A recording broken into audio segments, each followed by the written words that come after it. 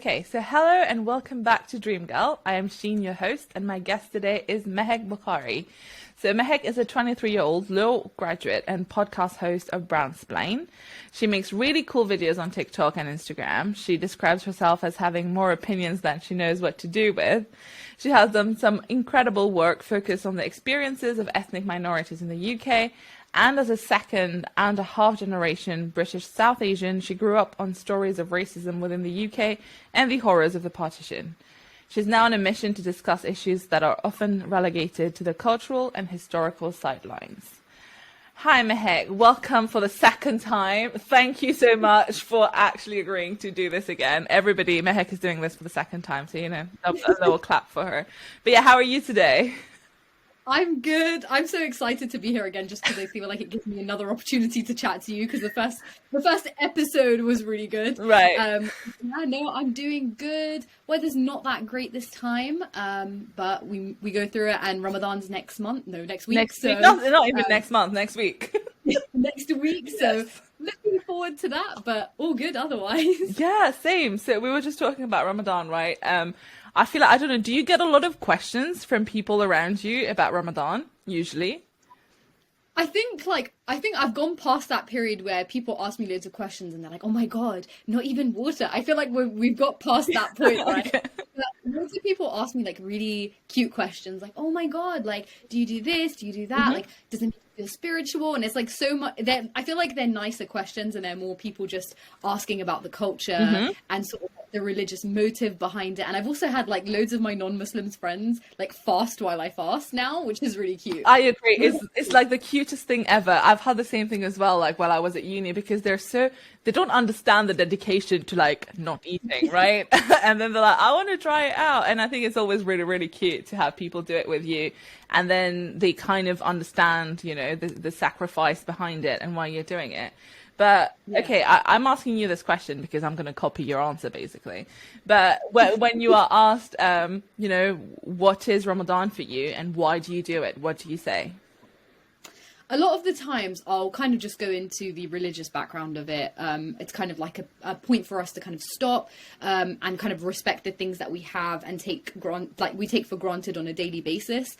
But equally, I just feel like it's a month of just discipline for me, and I feel like discipline is such a strong word. Yeah.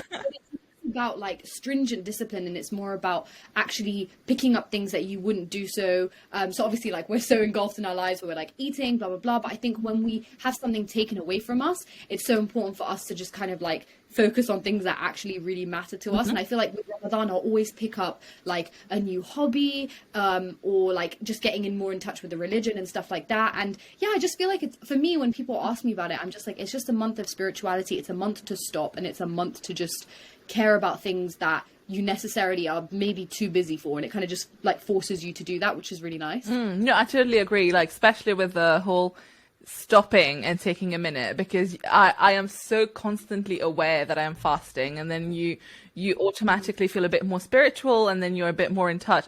For me, it's like a refresh button for the faith, because throughout the year you forget, everything else takes precedence over it, and then you're like, okay, no, this is good, and then you start doing a bit more for other people as well, which I think is great, because it's such a big month of like sharing and charity and spending it with people. But yeah, obviously it's locked down again this year, but let's see how that goes. Yeah, I agree. The collective responsibility side of Ramadan is definitely underplayed. Right. Like, it's such a beautiful time to be around people. I think, yeah, that's the thing with lockdown. It's been really sad because one of the biggest highlights of Ramadan is like being around the community, being around your friends even. And that makes it really hard for people that necessarily don't have that. So like people like converts and stuff like that. So it makes you really think. And now that all of us have had to be in that position as well, it really enforces it a bit more. Absolutely. I totally agree. Okay. What's your staple for Sehri at the beginning of the fast and during the day? I'd like to say it's a smoothie bar. Oh la la, no, come on. My favorite thing is like do you know like egg and paratha? Of course. Why do we all eat this? It's not healthy. It's not nutritious in any way. but it's just so good. I don't like, nothing beats like an oily paratha with egg. I agree. So, this is something I did not even know before I came to university. And then I made friends who this is exactly what they eat all the time. And I was like, I don't get it. Well, how do you eat like a full-on paratha in the morning? And then I ate it one time and I was like, I'm sold. Every day. This is it now. It's so it's just like it's like classic Asian comfort. It is. There's, it is. You can't beat it. Yeah, and it goes down really well. You feel happy and you go to bed and it's fine. But yeah. Okay, so tell me, at the moment, what are you doing? Where are you in life, career-wise? This is interesting. So I have recently actually quit my job. So to give you some background, I'm a 23-year-old and I have just spent, I sort of graduated around like 2019. And then ever since then I was working. I worked in sales. I worked in like legal operations. And just in the last few months, I was like, you know what, I just need to take a break, take myself out of this situation. And sort of like in the meantime, and alongside when I was doing that before, I kind of like focused on TikTok and Instagram and a podcast.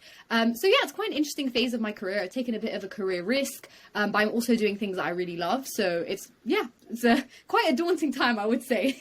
No, but that's so brave though. I think that's a really good thing to do, to actually sit back and, just not try to get in the race where you're like, oh, but everyone my age is getting ahead. And no, just do what you want and know what's important to you.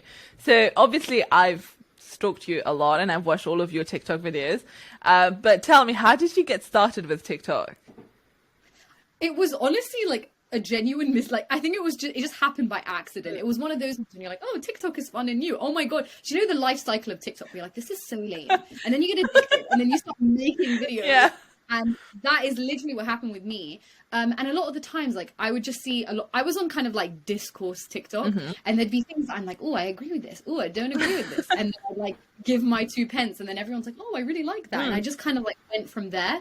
And I kind of like started to tap into conversations, specifically things related to like South Asian women, South Asian men, and just like the diaspora, alongside things to do with the subcontinent as well. But also not simply just that, things like toxic professionalism, being neurodivergent and so forth. But yeah, to say, I don't know, I kind of just started by accident and then the numbers grew and I was like, okay, I actually really enjoy doing this. Yeah.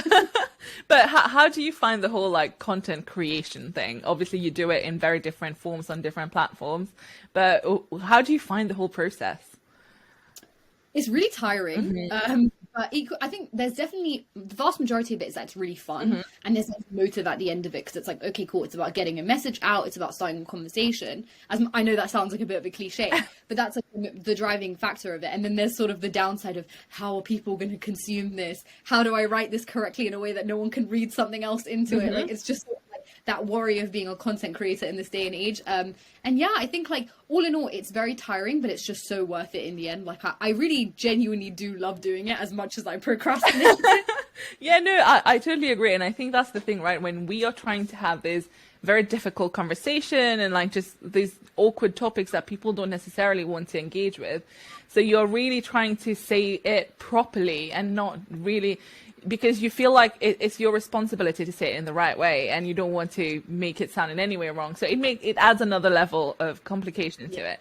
But okay, so I was talking about some other people about this recently, and this whole thing of getting political and doing things that other people will definitely disagree with you on, and a lot of people will have strong opinions against what you're saying.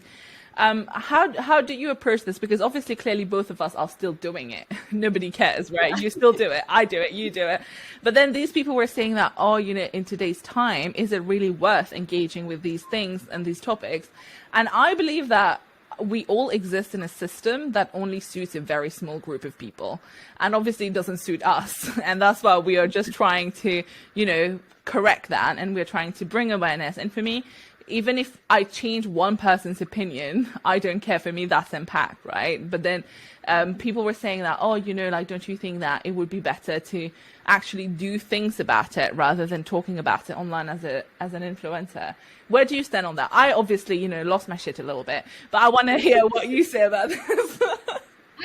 It's funny because I've actually had a lot of people say the same thing to me, especially when I go to my friends and I'm frustrated about something someone said. I'm like, well, you shouldn't really be entertaining it. But I'm like, I completely agree with you in the sense even if I think it's so important to engage in these conversations. And I think one thing that a lot of people don't give, like they give social media a lot of heat for is like, oh, you're just talking. You're not doing anything beyond that. But a lot of the times, like talking is very impactful. And obviously we have a responsibility to do more than that as well. But I think we downplay just how much talking and starting conversations and actually putting yourself in the battlefield is part of that. And I think like how I cope with it and how I see it as well. Okay, there's definitely going to always be someone that completely disagrees with you. And I think that's in line with human nature. Like a lot of people are quite defensive by nature, and they aren't necessarily going to invite conversations that disagree with what they already know. But I think it's about like chipping away at that and actually contributing to people seeing the bigger picture. And I'm completely open to criticism. Like I'm not going to sit here and say that I have it all figured out politically and everything. And if anything, like a lot of the times when people counteract what I'm saying, I actually end up learning a lot more, or either reaffirming my point or completely disagreeing with my point. And I think that's really healthy. But obviously if it's just like plain ignorance and it's something like, yes, you know, racism doesn't exist or something like that, then I'm like, okay, cool, we're not entertaining this conversation. Oh my God. Yeah. It's like, so I'll give you an example, right? So there's the whole hijab ban happening in France at the moment. So I wanted to, because I've just recently started YouTube and I wanted to have a video about it, you know, talking to a friend where we were going, he was going to act as, you know, the layperson who doesn't understand why this situation is a problem, and just asking questions of like, okay, but how is the government selling this to the people? You know, what are their reasons behind this? And then, you know, just having a conversation to raise awareness. And then when we floated this idea with other people, they were like, oh God, no, this is terrible. You're going to get cancelled for this. Like, you're going to make him look like, you know, he's just really anti all of this. It's going to come across really badly. And I don't understand. I feel like it is fine to ask questions and then getting to a conclusion instead of just saying that we should not have these conversations because this might reflect badly on us, right? Yeah. I completely agree, because I think there's this idea on social media that, I don't know, with cancel culture, like I think, yeah, to a certain extent, there are certain things that make sense for that sort of reaction. Even then, like death threats and stuff, like never ever endorsing stuff like that. Obviously, if someone says something problematic. But then I think it's translated to a point where even innocent questions, it's like everyone has to have it figured out and has to know exactly what to say, how to say it. And I feel like it's very arbitrary, because it's like at the end of the day, people are learning new things. We all come from different environments. Some people don't have the opportunity to maybe understand. Like, I mean, it's very difficult to understand things that are happening to other people where you're so disconnected from it. So I do think to a certain extent questions are warranted. Obviously there's exceptions to that where people are just, you know, absolutely making their own, you know, it's the whole idea of like devil's advocate. Oh, tell me about it.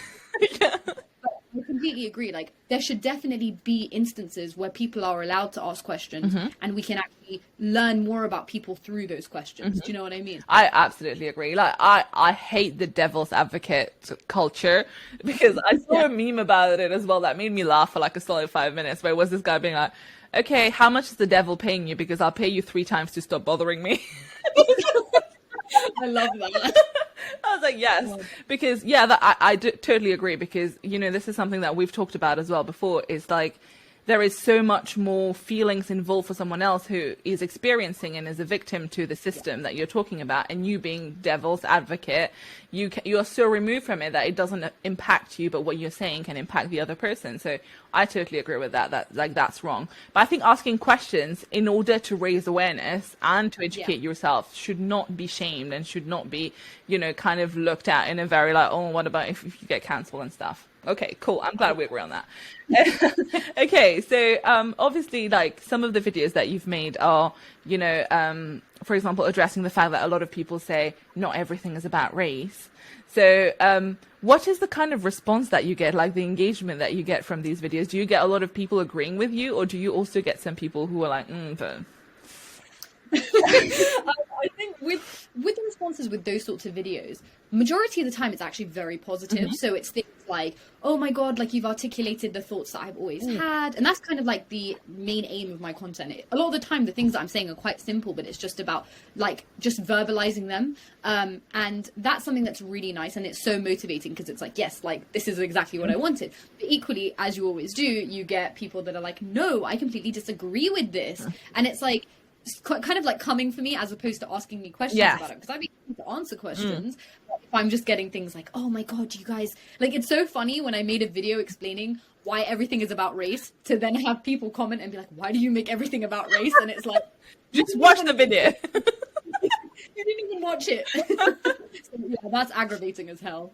I agree. And now you've seen that report that came out, right, about how the institution in the UK is not racist. And I was just like, but yeah, I'm about 200 pages into that, and like I've had to into my pillow regularly. I could not read that in one sitting.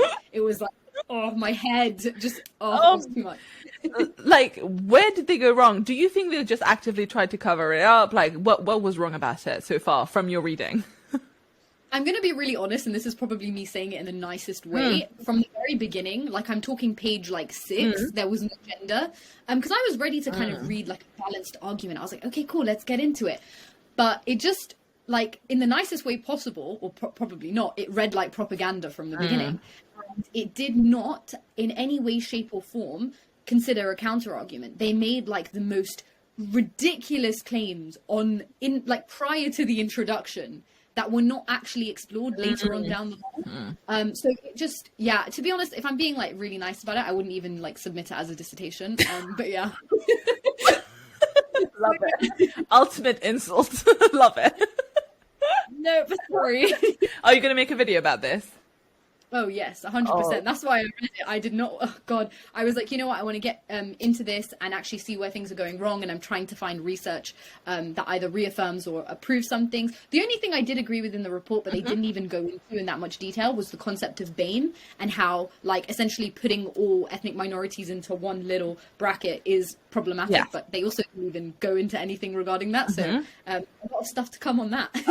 Yeah, like this whole BAME thing, I remember reading about it and thinking, it's true, it's just so limited, and then we are so different in that BAME group. We're all different from each other. Why are we bracketed together? Like, it makes no sense. But yeah, very reductive. Looking forward to that too. But yeah, okay. So another thing I wanted to ask is, you know, you obviously grew up in the UK as a brown South Asian. So how was your experience? Was there any kind of like confused identities growing up, or like trying to fit in? What was that like? Definitely. I think I had an interesting one because I grew up in a Pakistani family. Both my parents are Pakistani. My mum was born here. She was born in East London. And my dad came here when he was really young. So like, I want to say like 15. Okay. So they came here pretty early. I lived in quite a Asian area, so I lived in Walthamstow, and there it was quite interesting because it was like, you know, being around the culture. This was like pre-gentrification East London as well, so it was quite a nice environment. Few instances of racism. I think my earliest experience of racism were there. And then as I got older, we then relocated to Northwest London, which was an entirely different situation because it was very, very white at the time. And it still is, to be honest. Like, particularly the part of Northwest London that I'm from is still very white. And just to kind of categorize that transition of being a South Asian, within like, you know, 1 or 2 days after we had moved into this new house, one of the neighbors came in and was like, you know, naturally it's going to be really like noisy because you're moving in and there's like moving vans. Yeah. And one of the neighbors came to the door, knocked on it, and was like, you guys are being really noisy. I suggest you go back to where you came from. Oh my God. So that was quite a horrible experience to kind of go through. Terrible. Imagine moving into a new house, new neighborhood, and this is the welcome that you get. Yeah, I remember my parents feeling really like uneasy about it at the beginning. But then I think as time went on, like, I definitely had a bit of a problem with my identity because I grew up within a white space. And it was sort of like having to assimilate without realizing that you're actually assimilating. But then I think as time went on, and I want to say it was earlier than it was only about 3 to 4 years ago where I was like, something clicked and it was like, you actually really need to stop because there is a lot of internalized racism that you have not like actually combated. And then also surrounding myself around people from similar backgrounds as me, it just sort of like became more and more natural, and over time it's actually become a huge part of my identity. So yeah, I'd agree it's been a journey and a half. Yeah, I feel like we all experience this growing up because there's that awkward teenage phase where you just want to fit in, right? You don't want to be different, and then you just look different first of all. And then you're like, okay, well, at least I'm going to change my behavior to fit in. But then as we grow up, it's the same for me, right? It's a journey of like accepting who you are. Like even with my hair, I used to straighten my hair all the time. And then this is entirely highly internalized racism, right? In the brand culture, no one likes the curly hair. Everyone will brush it out of you. And then you're just like, okay, but this is because we have these westernized standards of beauty and we think that this is what's better looking. But yeah, it's so interesting because I think like obviously we are so much more interesting. Like, look at you, look at me, we're so cool, right? And it's all because we're a mix of like different things and we bring so much more to the table. And that's the thing, right? I want to I want to like help the next generation to make them feel more comfortable with who they are growing up, because what we go through is not nice, and some people don't recover from it. Some people just lose everything in terms of their roots and stuff because they're trying so hard to fit in. So what do you think, like, how do we actually, especially now that we have platforms and we have an audience, how do we pass this message along of like, you know, be happy with who you are? I think media representation, especially in the last few years, especially things like Instagram and even TikTok, I think they're going to play an instrumental part in how much people are able to kind of question that internalized racism. Because I don't know, like in terms of the South Asian community specifically, I haven't seen this much conversation for a really long time. And I think a lot of the time it was in like small circles. And I think even like, I want to say like formalized media, so, you know, TV, radio, kind of going in through traditional routes. It wasn't like, it was just people that looked like us, but nothing more beyond that. Whereas now it's kind of like you're facing conversations at the grassroots. And I think it's so important for us to have more and more people that are willing to do that and are willing to have conversations and actually own up to the fact that we have also struggled with things like internalized racism. And I really hope that going forward, these sorts of people can actually look at that and reflect and be like, okay, cool. Maybe these are conversations that I need to have with myself. And I also think like opening up a stream of conversation. So I know this sounds really bizarre, but even through like Instagram questions, I have people ask me loads of things about, you know, I feel like I have, you know, internalized this, or I have problems with this. And then like just having someone to have a conversation with has been really beneficial for them. And I think there are so many people that are like willing to have that conversation with like the younger generation of South Asians. Yeah, I totally agree. And then also, you know, thinking now that you've mentioned the formalized ways and like the older generations, like there is this preconceptions that the elderly people in our generations, like they are not open to learning or to having these difficult conversations. But what has been your experience of like, you know how like you have brown aunties who will say random things about like colorism or like sexism things, and like you're just like, okay, how have you had any experience of trying to have these conversations with them? I think the narrative that it's difficult to get through to them is definitely justified in some way, shape or form, because they are very, I think it's also playing into that, like, you know, whole idea of like, when you're older, you're more knowledgeable, and when you're younger, you don't know. But equally, I've had quite a positive experience where there's been times like in the past I would chip away at conversations, so things like racism, things like sexism in like my extended family, so speaking to like my grandma, speaking to like my uncles, my aunties. And at the beginning the initial impact is always really bad. It's always like, shut up, you don't know what you're talking about. Why are you talking about this? Exactly. But then over time it's sort of really nice because they've actually been able to absorb those conversations and be like, I want to ask questions now. And what was really nice, like, this was maybe about a year ago, my parents literally said to my face, "You have taught us so much." And it was so weird getting that from your parents, because it was like, what? Like, you're saying I taught you? Yeah. It was just very weird. It's like, this is not how it works. But I do think that we are very resistant because there is going to be backlash, but I definitely think that people that are trying to get through to their parents, it's so important for them to just kind of keep going at it and kind of approaching them in a way that it would work. And I do feel for people that are trying to have conversations with their parents, because like, I definitely think we need more mediums that are kind of things that they would listen to. So maybe like news outlets in their own languages, or like just, or like mosque, temple conversations, like lectures, stuff like that. But yeah, it's quite hard to be doing it on your own as a younger person in a South Asian household. Oh, absolutely. Like, can you imagine that? I remember like when Indian matchmaking came out, which I know you love as well. So when that thing came out, I remember like my extended family, people were like, "Oh, you need to watch it. It's really funny." And I tried to have that conversation about, but do you see how problematic it is? And you always get brushed off being like, but this is how things are.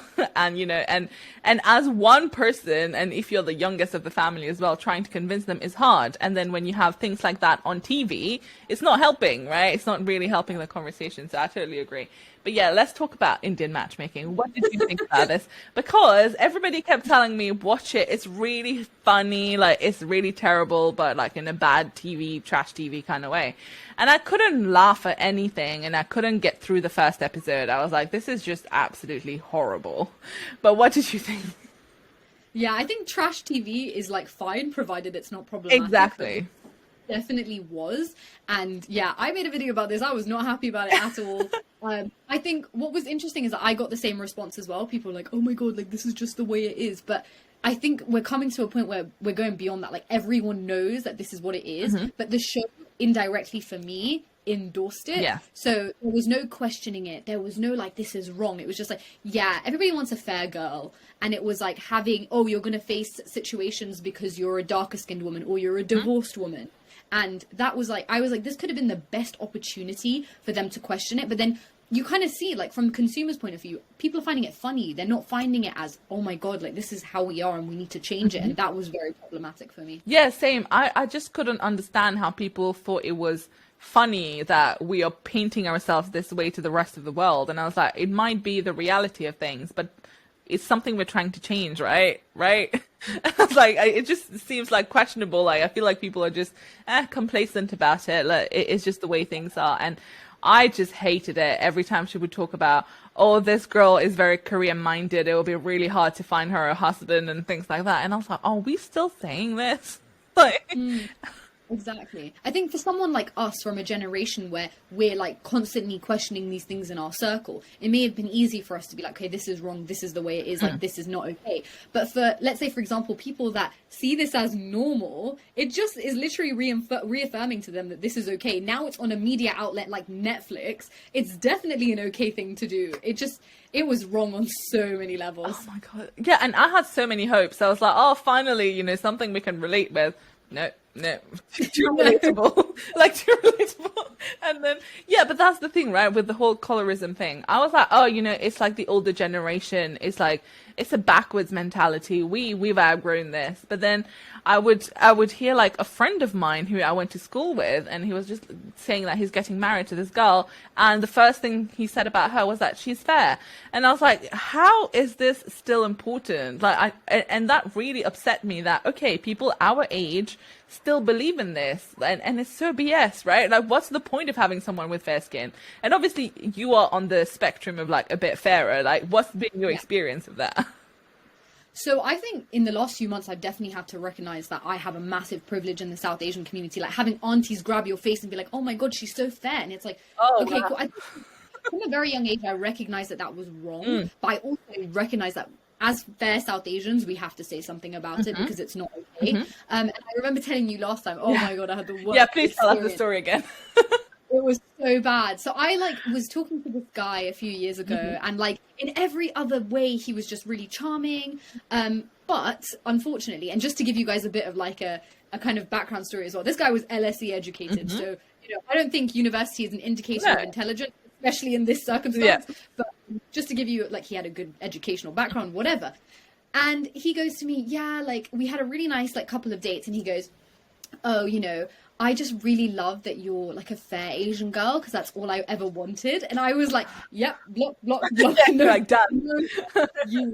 And literally, it was just the most like, firstly, it just felt very wrong. It was like, it obviously didn't align with anything that I believed in, but also the fact that he saw me as desirable for that factor. And it just felt it was very racist.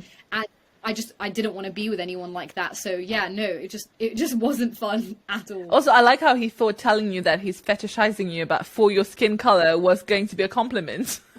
No, yeah. It was honestly, it was really bizarre. And it was just sad to have it makes you think that even people who can seem great on the surface still hold these views. Like, I mean, this guy was like maybe 2 years older than me. That's not that's older. That's like, he would be 25 now. And that's just, yeah, it's just ridiculous to know that people within our generation and within our spaces, growing up in the same places, still have these views. Oh, absolutely. And I mean, obviously, colorism is in the news these days, right? Because of Meghan. So obviously that whole interview happened. I've watched it. I'm pretty sure you've watched it as well. And it's like emotionally so exhausting, right? Because you're like, all of these things, we've all heard it 1,000 times now. And I just love people's reaction about how shocked they were that, you know, the royal family who has colonized half of the world was a bit racist, you know, and you were like, is this news? But then at the same time, you had like South Asian people who would be like, oh, I can't believe they asked what color the kids would be. And I'm like, but you are also looking for a fair girl for your son.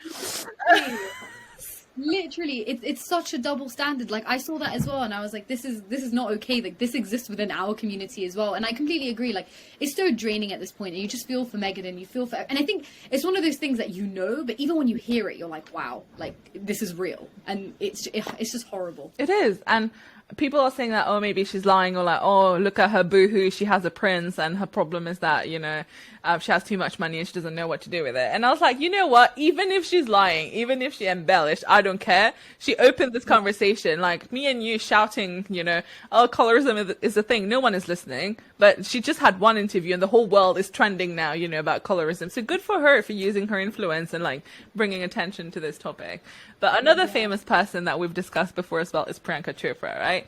So she's one of those many Bollywood actors who have ads about fairness creams and all of that, and then they also came out in solidarity with Meghan, and it's so like so hypocritical, and you know that's what you were talking about. So tell me, what were you saying again about Priyanka Chopra and the fairness stuff? It's interesting because I think I mentioned to you last time that I did a podcast episode on this with the BBC Asian Network, so that gave me the opportunity to read her book. And she went into detail about the whole issue with the lightening creams and kind of like endorsing those. And it's an interesting one because I think with Priyanka Chopra, whilst she definitely is complicit in perpetuating colorism by taking this on, she also did, and I'm not the biggest Priyanka Chopra fan, I'm going to put it out there. I am Pakistani after all, like I'm not the biggest fan of Priyanka Chopra. But just knowing that she was also like a victim of colorism within the industry and amongst other things that she was a victim of, it's really upsetting, and it kind of obviously doesn't excuse her, but it definitely shows that she was not only a perpetrator, but she was also a victim of colorism. And I definitely think that she's definitely apologized for it, and that's really important. But at the end of the day, I'm not the one that should be accepting her apology. It should be all the beautiful dark-skinned women in the Asian community that like are the ones that need to be taken into consideration whether they want to take that apology or not. But I think it's an interesting one because I don't know, it felt like, this might be really mean, but for a lot of Bollywood actors and actresses, it was sort of a situation of you were only sorry when you got caught, you know? Yeah, it's like they never come out on their own to apologize about something. It's always when people call them out on something, and then they're like, okay, yeah, sorry. So it's a bit like, you're like, okay, is that really like honest? But that's the thing with Priyanka Chopra. At first, I used to really like her because I thought, okay, she talked about how Bollywood was toxic for her, how they didn't accept her. And then she moved to Hollywood. And I was like, okay, she's cool. She's one of those brown person who can carry themselves. And you're like, okay, good representation. But then obviously that went downhill very quickly. And then she had this whole like debacle with Aisha, you know, the influencer, and where she was calling Priyanka out on the things that she said that was pro-war. And while she's a UNICEF ambassador, and I think she was making very legitimate, like she was asking questions, and she just gaslighted her in return, being like, "Are you done? Are you done, honey?" And I was like, "Oh my God, stop!" Oh my God, Are You Done Venting ended up being like, it just backfired so badly. And I think one of the things about this situation that is like the most perplexing is the fact that literally a couple minutes before that this question had been raised, she was talking about like girls have to support girls. And literally when someone had a valid criticism of you, this is my point, going back to how people get defensive before they actually think about what they're saying. And then like her turning around and being like, are you done venting? When Aisha had completely relevant and substantial things to say, like you mentioned. So it was just very, very upsetting, the way that she gaslighted her, the way that she made her feel bad, the way she was like, yeah, like we have to support each other. Supporting each other doesn't mean like blindly agreeing with everything you say. Yeah, exactly. And yeah, so that's why with her, it's always been a bit of a love-hate relationship. I haven't read her book. How did you find her book? To be honest, it was interesting at points, but I was very disappointed with the fact that she never mentioned the whole situation with Aisha. I felt like she didn't. Not at all. She didn't. And I think, if anything, that's been one of her biggest controversies to date. It has. She has Like the fact that you're not taking any accountability. And I'm a firm believer that Priyanka Chopra is a very self-aware person. So there was definitely a motive leaving that out of the book. But yeah, there was a bit of like a situation where she was kind of alluding to the fact that I guess like really trivial things that were like, you know, we need to love each other with regards to India and Pakistan, but it's like that doesn't absolve you of how you treated what was a fan. Absolutely. Yeah. And she has made problematic statements before, you know, about the whole Pakistan-India relationship. So not addressing it is just a bit of a coward way out. So, but okay. Well, now that we're talking about Priyanka Chopra, you know, we're both Bollywood fans, I think. And so, you know, like last night I decided to watch Job Women just because it appeared on Netflix, and it's a non-problematic movie. It was okay to watch. And this is something we've been talking about, right? Like, I decided to revisit the old school Bollywood, and these are the things that we grew up with, and it's been very romanticized, you know, like Shah Rukh Khan is like the epitome of beauty, although he isn't. And like, you know, when now you go back and watch these things, they are so problematic, right? Like Kuch Kuch Hota Hai, for example, I was like, what? Why? She basically just kept her hair long and started wearing a sari, and suddenly she's very, very attractive. And all of these things are so problematic. And now I think I still like these movies, and then it's a conflict where it's like, okay, but it's so nostalgic for me, but at the same time it's very problematic. Do you feel the same way? Yeah, for sure. There is so much nostalgia attached to like Bollywood, but it's just really sad, like in hindsight, when you start to see how many problems there are and how many problems still persist. I think the problem is that, look, those were at times where these things were considered normal. That still doesn't make them okay. That still makes them a problem. But the fact that a lot of these sort of like tropes, and a lot of the time the sexism, the racism, it's still so prevalent even in modern Bollywood. It's like, it's so hard to actually sit down and take yourself away from it. And also having to think about like even the songs that we sing, like singing things like Gori Gori Gori Gori when you were younger, that used to be one of my favorite songs. I had my name in it. Oh, wow. And now I can't sing that. That's wrong. Like, it's so fundamentally against everything else I believe in. And it's like, it is that inner conflict. I completely agree. It's so problematic. Like, there was this other song which was like, what was it? Like the Beyonce one? Like, you were so fair that even Beyonce would be shy or something, right? I think like she wouldn't complain because she made a video that featured a South Indian woman in it. Oh, yeah. And it was like a dark-skinned Indian woman to celebrate skin tone. And then the response from Bollywood was not to endorse that, irrespective of the fact that they're complicit in it. They decided to make a song that said something. Oh, it was shambolic. So their response to Beyonce making something woke about brown people was to completely smash it and flush it down the toilet. It was one of those situations where I was like, I'm going to resign my South Asian identity right now. Right? I'm like, where do I give the paperwork? Like, this is just not okay. I remember how problematic it was, and I think they took it down for a while and then they put it back up. And I was just like, this is just not okay. And like modern age Bollywood is trying so hard to be westernized. And now all of the actresses, they all look the same. They're all very fair and very skinny. And they look exactly the same, right? And then they talk about, representation in Bollywood. And I was like, it's not really a thing yet, is it? And again, you know, even with like, not just Bollywood, but like Aladdin, when the movie came out, like even them, then they cast an actress who was half white. And there are so many Middle Eastern actresses who are absolutely amazing and beautiful. But it's just this idea of like not understanding why representation is important and why we should push talent towards that. It's just revolting and so tiring. Have you watched Aladdin? Yes, I have. I've got a lot of things to say. Oh, please! I could write you a thesis about how problematic the original Aladdin and the remake were. You know the Bhangra that happened at some point in the new Aladdin? I was like, what is this? This is not Middle Eastern. Literally, just like, they didn't even try to hide the Orientalism. And I think Aladdin was probably the best example of something like that actually translating. Like, I don't think they realize that South Asian people and Middle Eastern people are very different. When that's the Bhangra, I was like, I don't, it's too obvious now.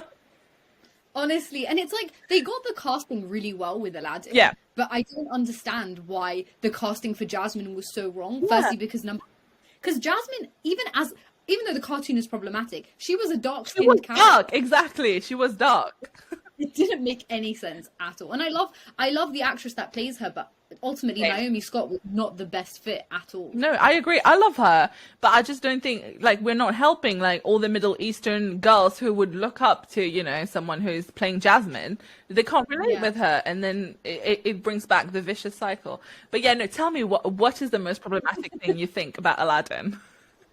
There's so many, but I'll keep it sort of like simple. I think one of the biggest things with Aladdin that they didn't get right even in the second movie at all, it's just that whole idea that it plays into the fantasy of South Asia and the Middle East, and they sort of like paint us as backwards, like as you've seen probably in the first one. There's this whole stark comparison between bad characters having like stereotypical sort of Arab features compared to like the good characters. So when you look at, you know, something a lot of people don't actually know is that Aladdin was based on Tom Cruise.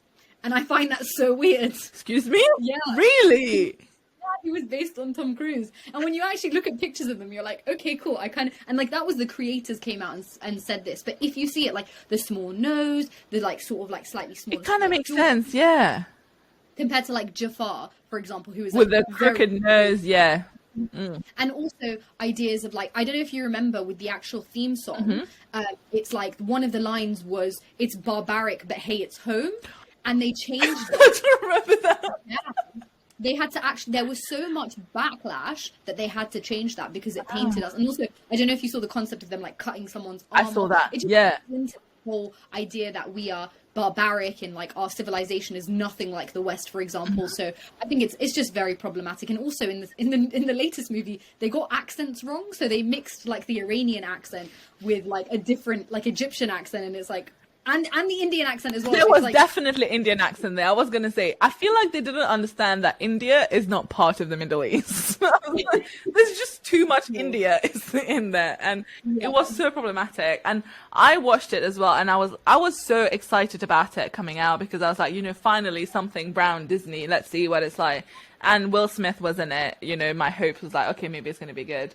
And then it was just so problematic on so many ways. Like even the little dances that they would do, it had like Indian dances in it. And I was just like, did no one do like some sort of Googling about, you know, what is Middle Eastern dance? How does it get passed through all of this? But yeah, no, I absolutely agree. It's been horrible. Were you one of those when you were younger where you were like, which Disney princess are you? And people will force you to be Jasmine. yeah. Do you know, oh my god, even like I feel like the whole idea of like associating yourself with Jasmine, because I loved her as a child, because it is that element of course, who would look you the most, even though I don't think I look like Jasmine at all. Yeah. Just like the closest character that you could get. But that never leaves you as a brown girl. Like even when you kind of get older and you're in the dating scene, and then you have like a bunch of white guys being like, "Ooh, hi, Princess Jasmine," and it's like, this is really cringe. Like, don't do that. And it's very common for brown girls to be called Princess Jasmine. It's just like you can never detach yourself because it's the only form of representation that we have associated with us. And you know, brown girls. Brown in itself is a very like ambiguous term. It takes into consideration so many different women that look very different. Oh yeah, like this, like my friends. So my friend got Disney Plus, and then he wanted to share it with all of us. And for my account, he put Princess Jasmine as the logo, and I was like, "Why did you do that?" I was like, "I'm gonna call you out on this. Why did you do this? First of all, I don't like her. Yeah, I did not like her. Why is it Jasmine?" And then I was like, "Oh, you know what? I relate more with Moana because she's from an island. I'm from an island. You know, I was like, a lot of we have curly hair, and you know, I always wanted to leave the island behind. I've successfully done so." And I was like, so I relate more. And I feel like now the new generations, they're lucky because there's a lot more representation in Disney now, which is great. I don't know. Have you watched Soul? Yes, I have. I know a lot of people had trouble with that movie, but I think like it was a beautiful movie. I loved it. Genuinely a beautiful movie. Also, I feel like it was slightly Muslim. Wait, which one hit? As in the main guy? No, just like the concept of like afterlife. It's like a lot of it was like very subtle, and I was like, oh, this is exactly what I picture afterlife to be like. And I was like, great, this is what it's going to be like. No, but Just, you know the afterlife bit itself. It just was really like satisfying to Right. watch. I don't know what it was. I feel like I'd love to die if that's where I was going. Like also that little like path that they were walking on, I was like, oh yeah, look, this is exactly what I imagined it to be like. This is satisfying to see. Yeah, no, I really loved it, and I think the message was very, very powerful in the sense that you should enjoy the now rather than, because I feel like this is something I do as well, constantly thinking what's next, how do I plan for the next thing. And which is why I am so impressed by the fact that you've taken a break and actually really doing what you want. And yeah, no, that's definitely something. But yeah, so what else did I want to talk to you about? So, okay, at the moment, I'm just looking at you and I'm looking at your eyeliner, right? Oh my God, you're so So I am terrible at it. I can get one right, and then the other side is just never going to happen. So I'm like, how problematic is it for me to go out with one side eyeliner? But my question for you is more like, okay, so you obviously also wear makeup. I wear makeup. I enjoy it. I think it's art for me, and I'm someone who used to be the last person in my art class, so I feel like I've succeeded by managing to put makeup on. But have you ever gotten like these remarks of like, oh, this is something I get a lot. It's like, you talk a lot about women empowerment. Why do you feel the need to wear makeup? And it's that thing of like, why can't you just accept what you look like? And this is exhausting, right? Because I put makeup for myself. I like it. I never do it for other people. But do you ever get that? Oh, of course. It's like, why do you need to wear it? Blah, blah, blah. And it's like, I don't think people can rationalize the fact that a lot of us just like walking out the house with glittery eyelids. Like, we just like doing it I'm like, for do you us. know what it feels like? Just try it. Exactly. I love the fact that I can look like 3 different people and it's like changing it all up. You know what I mean? All men have is their trims and their beards, although some of them look fabulous with makeup on. Yeah. It's just sort of like, I love the ability that I have to look different. And I don't think necessarily that makeup in itself goes against all your values as like, you know, working on female empowerment. Of course, like there's a conversation to be had about the fact that women may feel like they need to wear it, but equally they may just want to wear it, and that's also something that we need to take on board as well. A lot of people wear makeup because they feel like they're not ready to. So, for example, I have acne. Sometimes I feel the need to cover my skin, and that's not because of other people, but it's just something that makes me feel comfortable. And I do it for myself. Like I'm not afraid of putting myself out there online. I actually posted a picture of my face without makeup, and I was so scared, but it's worth it at the end of the day. And that in itself is helping women empower themselves, because it's like, you know what, like it doesn't matter if you wear it, but if you want to wear it, that's okay too. We just too much shaming of women in everything we decide to do. It's like, also, but who asked you? Like, literally, who asked you to have an opinion about this? And you know, we're in 2021 and men are still trying to decide what women should be wearing and what they should not be wearing. But yeah, with the makeup, it's the same thing with me. Like, I have zero shame in going out with nothing on my face, looking very crusty. But also there are some times when, you know, if I have a call or I'm recording, I like to have makeup on because I feel more confident. I like the way I look with makeup on, and I don't think there's anything wrong with that. We should not shame women for that. But yeah, that's just one thing. But anyway, next thing, obviously Brownsplain. So you are the co-host of Brownsplain. Tell us a bit more about Brownsplain. How did it happen? What's the plan with it? So Brownsplain, me and my best friend of Sarah, we had been planning to do Brownsplain for like 3 years, but we were just so worried to start it up. But we kind of like, within our own little circle and within our friends, we used to have so many conversations, because as I said, I have quite a really like a nice diversity of like South Asian friends. So like we've got everyone from everywhere basically. And we always used to engage in conversations, like rant to each other. And we were like, you know what? It's actually it would be a really good idea if we could start formalizing these conversations and actually giving people an opportunity to hear things from the perspective of the South Asian diaspora. Because I feel like we've definitely got a lot of different things going on, but it's just about contributing to that. And we also wanted to have a platform that dealt with situations like colorism, sexism, period shame, so forth. Conversations that you wouldn't necessarily always hear, or maybe that we need to hear more of.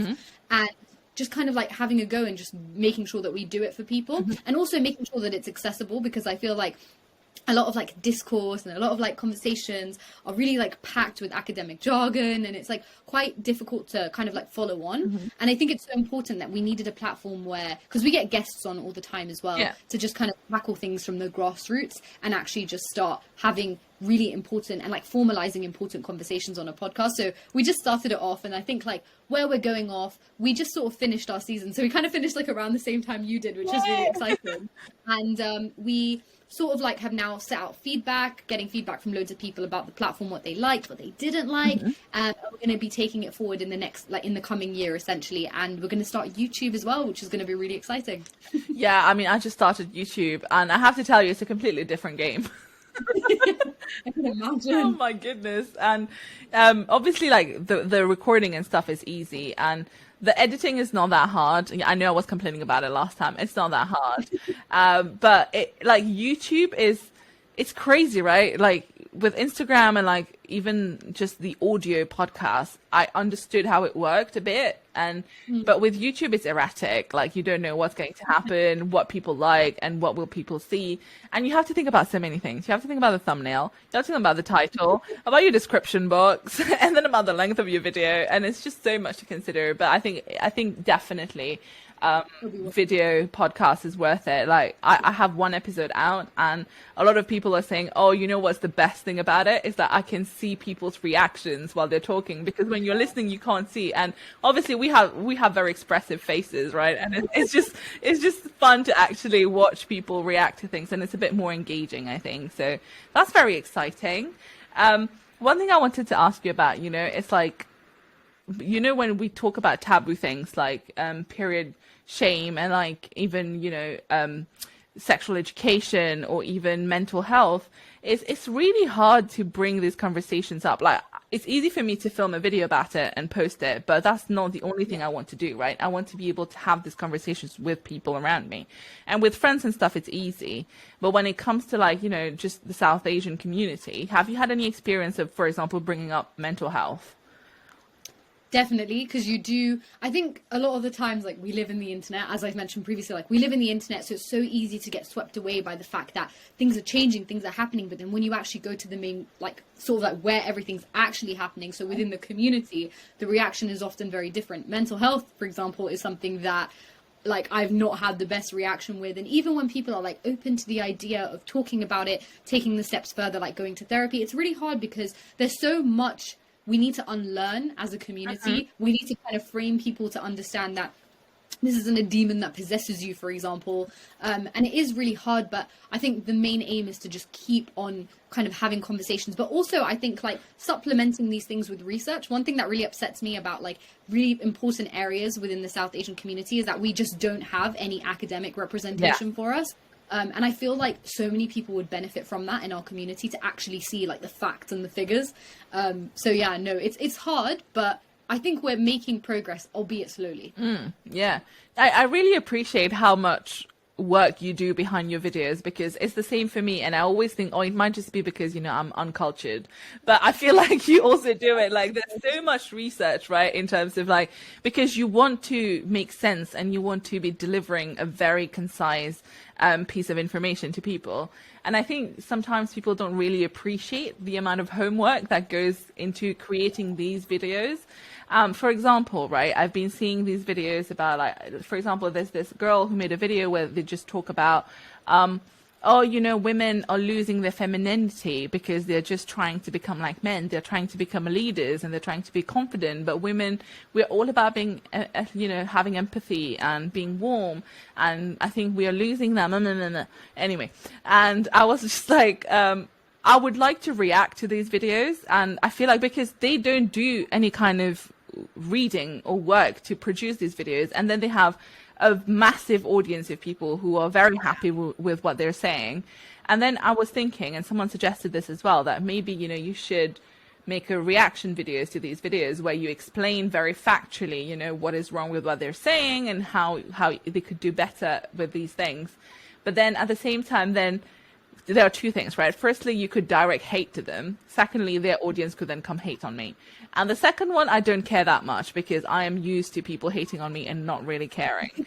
But what would your approach be? Have you ever done things like this where you reacted to other people's content?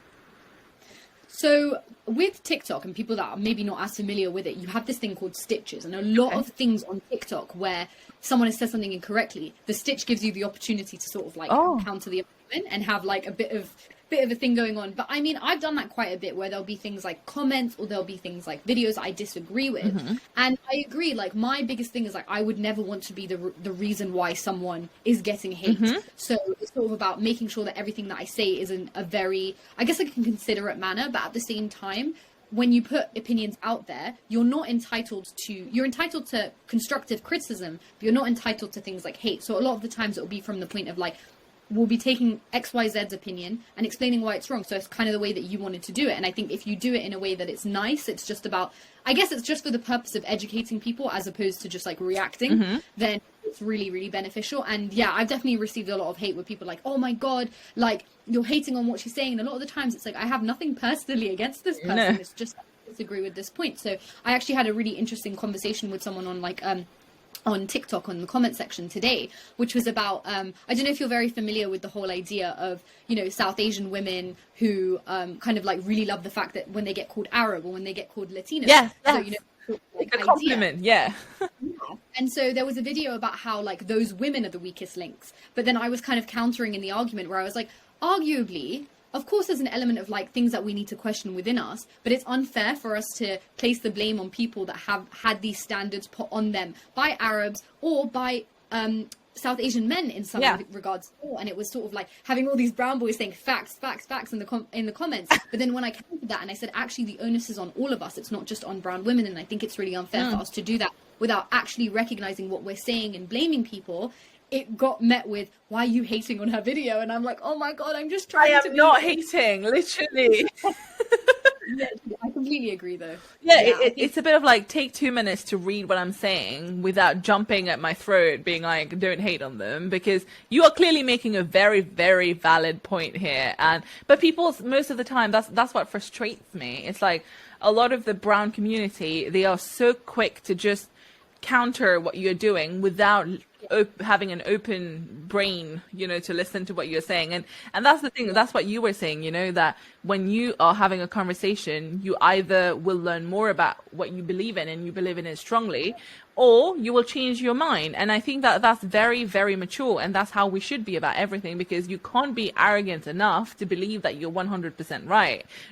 So you need to have a conversation, and either you will realize that actually I am right on what I'm saying, or I'm open to change my opinion. But going into the conversation with that mindset is a completely different thing, right? And that's why, like, these people are like, oh, she's just being negative on this. But oh, good on you for taking on the TikTok lab. I really hope you do the reaction videos, though, because I feel like it would be really beneficial for us to sort of see someone unpack them, because at the end of the day, it's for the wider cause, right? And I'm acting like I haven't had my video stitched. I've had people stitch my videos and make very valid points. It's like, just drop the ego, it's fine. Okay. But that's the thing, right? It doesn't bother you because you understand that you might need to change your opinions and you just didn't consider a few things. But that's growth and that's learning, and we're all here for that, right? So it's fine. Like, talking about growth and learning, you know, now that you're an influencer, I would say you're definitely an influencer. You are on all these platforms. What's been that journey like for you? What's been like the highest high and the lowest low? Ooh, that's actually a very complicated question. The highest high was sort of like when the content was coming to my head straight away, and I was like, yes, got this out, got that out, this idea, that idea. And then the low comes when you completely plateau, and it's like feeling like there's nothing to talk about. Yeah. And it's just accepting the fact that sometimes there is nothing to talk about. And I think being a content creator, the hardest thing for me, some people can do it and that's amazing, but it's sort of like that obligation to kind of get content pumping out ASAP all the time. It's frequent. And for me, like, a lot of people can do it and it's like well thought out, but I can't do that because of the research and stuff like that. And I just don't want to be putting out content for the sake of it, but then people obviously don't really like that. They're like, oh, you know, we want to see more videos, blah, blah, blah. And I'm like, oh my God, I don't want to disappoint. So I think the disappointment element of it is really, really difficult. And that's something that was probably the lowest of lows. And also, I think the classic answer as well is like, you know, comparing getting love from people compared to getting hate from people for things that necessarily don't warrant criticism, like your appearance. Yeah. So yeah, that's definitely a low. Or do you get a lot of comments about your appearance as well? Yeah. Okay, that's the thing, because, you know, like, my flatmate is a lot bigger than I am. Like, he's very, very famous, and he was like, oh, I bet, he was like, let's do a Q&A on his YouTube channel. And then we both asked people to send us questions. And all of the questions I got were about my relationship status and how I looked and everything to do with like, you know, appearances. And all he got was like, how did you get into medicine? How do you do that? And I was like, what is this? And he was confused. He was like, why are people not asking you about your PhD? Why are people not asking you about? And I was like, but this is what women get usually. Like, people only care about what you look like, or are you in a relationship? And he didn't believe that. And I was like, I'm going to ask around now. That's why I'm asking you. Like, you also get a lot of this, isn't it? Yeah, relationship status, appearance, like it's very surface level conversations. It's never like, what do you want to do with the platform? No. Why do you care about this problem? And blah, blah, blah. It's very surface level.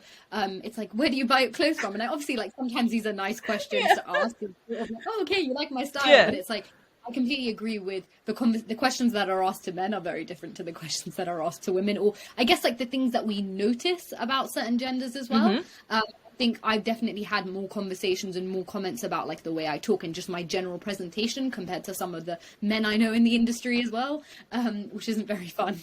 Yeah, I love your delivery, to be honest. The deadpan nature of it all. I was like, oh, I am here for this. Oh, but you know, the thing is, like, it's annoying because other people perceive that as me being just a really snobby woman, when in reality, if a man did the same thing, it's like, whoa, he's so assertive.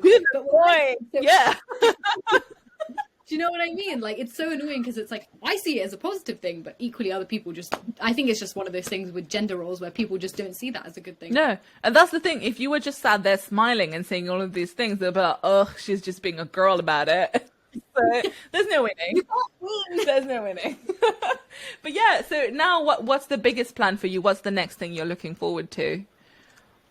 YouTube, that's my next plan. I'm kind of like working on a video currently. My deadline is hopefully by the end of the month I'll get it out. But I think like I want to start working on YouTube, particularly like an analytical YouTube, which is very much dominated by like white men. I haven't really even seen that many white women in that space, which is quite interesting.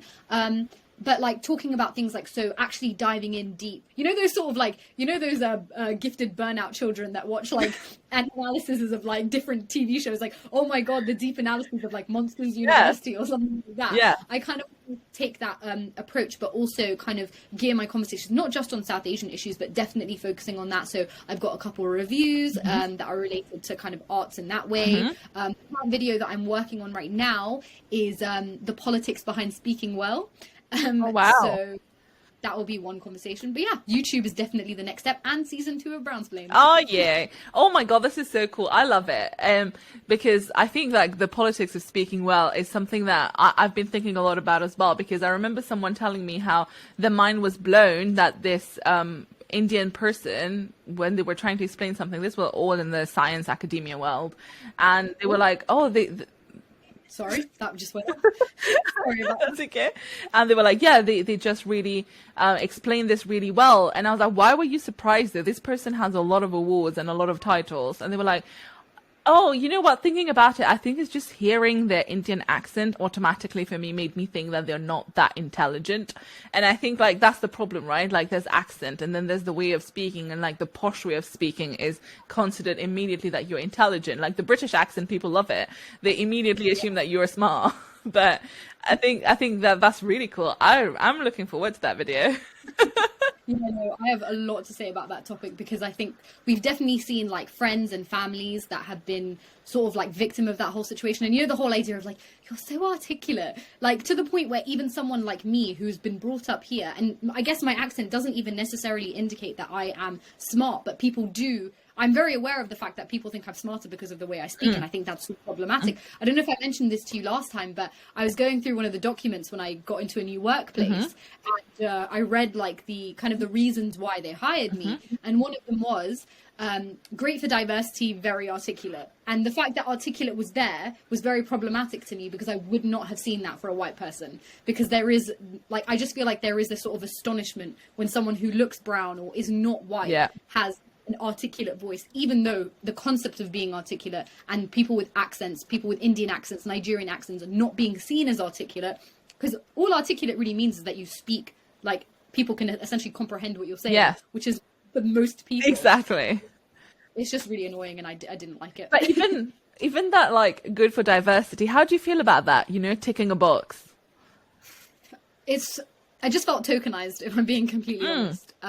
It's not a nice feeling at all, because it just sort of, I think a lot of people use that whole like tick box as like a way to undermine you as well. And it's sort of like, you're only here because of the diversity quota, and it's like not fun. I think workplaces and a lot of other places need to take it far beyond just like hitting a quota and actually being inclusive. Yeah, absolutely. That's the thing with you think about it and you're like, oh, you think I got in because of diversity quota, but you got lucky that I am so incredible that, and you could also tick that box for free. Like, and it's just annoying. I agree with you. And also when you're just taking in someone because of the color of their skin, like for example, you and someone else who is white might have very, very similar approaches to a problem, right? Because you were brought up in the same country, you had the same educational system. It doesn't bring in cognitive diversity. And I think that's why the companies are missing out when they're thinking about diversity. And they're like, oh, we just need somebody of color or someone who is from these areas. And I was just like, oh, it's just exhausting. But yeah,